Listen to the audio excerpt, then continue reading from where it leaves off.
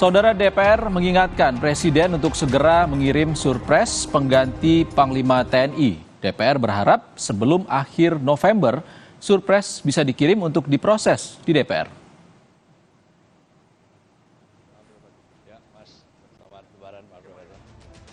Sampai hari ini surat Presiden soal usulan nama pengganti Jenderal Andika Perkasa sebagai Panglima TNI belum diterima DPR. Wakil Ketua DPR Sufmi Dasko yakin Presiden akan mempertimbangkan nama yang sesuai dengan kebutuhan TNI dalam menghadapi tantangan ke depan.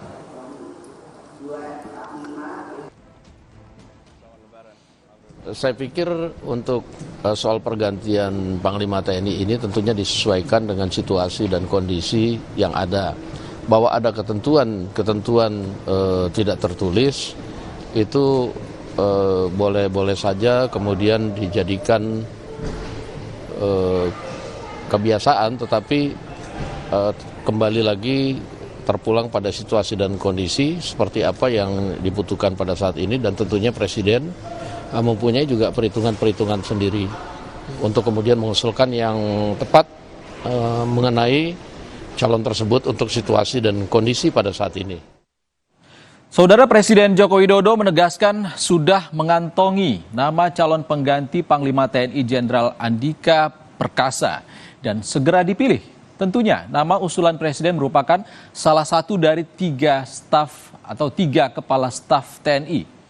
Jika merujuk pada undang-undang, calon Panglima TNI berasal dari Kepala Staf 3 Matra. Ada nama Jenderal Dudung Abdurrahman. Lulusan Akmil tahun 1988 ini merupakan Kepala Staf TNI Angkatan Darat sejak 17 November 2021. Jenderal Angkatan Darat ini memiliki masa bakti hingga tahun 2023. Sebelum menjabat Kepala Staf Angkatan Darat, Jenderal Dudung menjabat Pangkostrat. Jenderal Dudung Abdurrahman, Kepala Staf Angkatan Darat Akmil 1988. Nama selanjutnya, Saudara, nama Laksamana Yudo Margono, lulusan Akademi Angkatan Laut tahun 1988 ini merupakan Kepala Staf Angkatan Laut sejak bulan Mei 2020. Laksamana Yudo memiliki masa bakti hingga 2023 mendatang. Sebelum jadi Kasal, Laksamana Yudo menjabat Pangkogap Wilhan I. Berikutnya, dan yang terakhir, Marskal Fajar Prasetyo.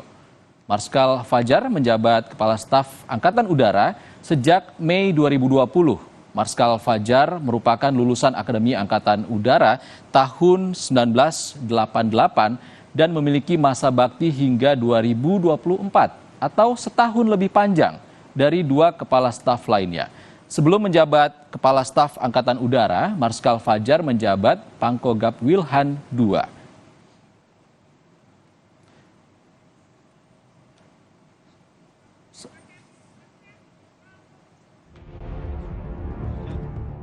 Desember 2022, jabatan Panglima TNI Jenderal Andika Perkasa akan segera berakhir karena Jenderal Andika memasuki masa pensiun. Namun hingga kini, nama calon pengganti Jenderal Andika masih belum diketahui. Berdasarkan Undang-Undang Nomor 34 Tahun 2004 tentang Tentara Nasional Indonesia, nama calon Panglima TNI diusulkan oleh Presiden dan harus mendapat persetujuan DPR. Sampai pertengahan November 2022, DPR masih menanti surat Presiden soal siapa penerus Jenderal Andika Perkasa. DPR berharap surpres dari Presiden Jokowi diterima paling lambat sebelum 25 November 2022. Pasalnya, pada 16 Desember 2022 nanti, DPR akan memasuki masa reses, sehingga surpres harus dikirim 20 hari sebelum berakhirnya masa sidang.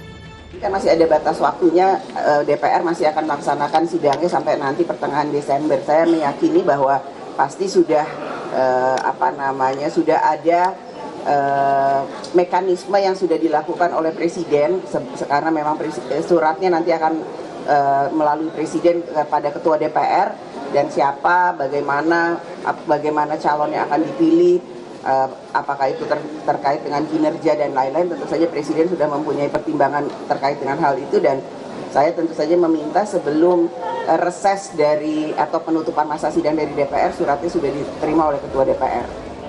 Jika merujuk pada undang-undang tentang TNI, kandidat pengganti Jenderal Andika adalah kepala staf dari 3 matra TNI. Ada Jenderal Dudung Abdurrahman dari Angkatan Darat, Laksamana Yudo Margono dari Angkatan Laut, dan Marsikal Fajar Prasetyo dari Angkatan Udara. Ketiga kepala staf merupakan lulusan Akademi TNI di tahun 1988. Namun hanya Marsikal Fajar yang memiliki masa pensiun masih panjang, yakni 2 tahun. Sedangkan Jenderal Dudung dan Laksamana Yudo akan pensiun di tahun 2023. Siapapun nanti yang dipilih Presiden untuk meneruskan tongkat komando Jenderal Andika memiliki tugas yang berat. Selain menegakkan kedaulatan NKRI, situasi dan kondisi di tahun politik juga jadi tantangan bagi calon Panglima TNI ke depan. Liputan Kompas TV. Bagaimana Presiden mempersiapkan surprise penggantian Panglima TNI? Kita akan bergabung dengan jurnalis Kompas TV, Jonah Hamonangan dari Istana Negara Jakarta. Selamat sore, Jonah. Jonah, kapan Presiden Jokowi mengirimkan surprise penggantian Panglima ini ke DPR? Ya Ihsan, ini menjadi satu hal yang sangat penting dan ditunggu kapan Presiden akan mengirim surprise ke DPR. Dan saat ini Presiden masih berada di Thailand dikarenakan mengikuti KTT APEC.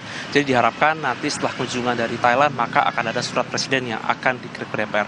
Waktunya sangat mepet, apalagi kalau kita lihat di pertengahan Desember DPR akan mengakhiri masa sidang. Jadi memang waktu yang bisa dipakai ini kurang lebih hanya sekitar 1 minggu belakangan ini. Nah, ketika nanti surat sudah sampai ke DPR, maka akan ada mekanisme selanjutnya, yaitu adalah mekanisme fit and proper test, di mana fit and proper test merupakan seperti saringan dalam rangka untuk bisa menilai bagaimana strategi dari para calon Panglima TNI tersebut. Nah, untuk calon Panglima TNI memang ini hanya 3 calon dikarenakan memang ketentuan yang ada harus dari Kepala Staf Angkatan, yaitu dari Kepala Staf Angkatan Darat, Angkatan Laut, dan Angkatan Udara. Tapi dari 3 calon tersebut perlu dicatat bahwa untuk menentukan calon Panglima TNI memang tidak mudah, tidak hanya seperti melihat bagaimana eskalasi politik, tapi juga harus melihat bagaimana masa jabatan. Nah, di antara 3 Kepala Staf Angkatan tersebut, yang memiliki masa jabatan yang cukup lama adalah Kepala Staf Angkatan Udara, yaitu Marsikal Fajar Prasetyo. Tapi memang untuk pilihan siapa yang akan menjadi Panglima TNI ini memang merupakan hak eksklusif atau hak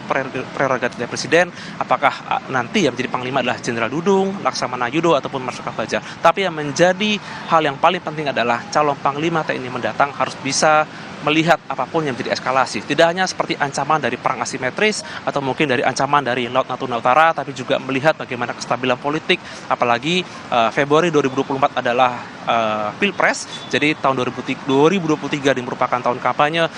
Panglima TNI harus bisa membaca eskalasi ancaman, jangan sampai nanti ada kestabilan politik yang berkurang.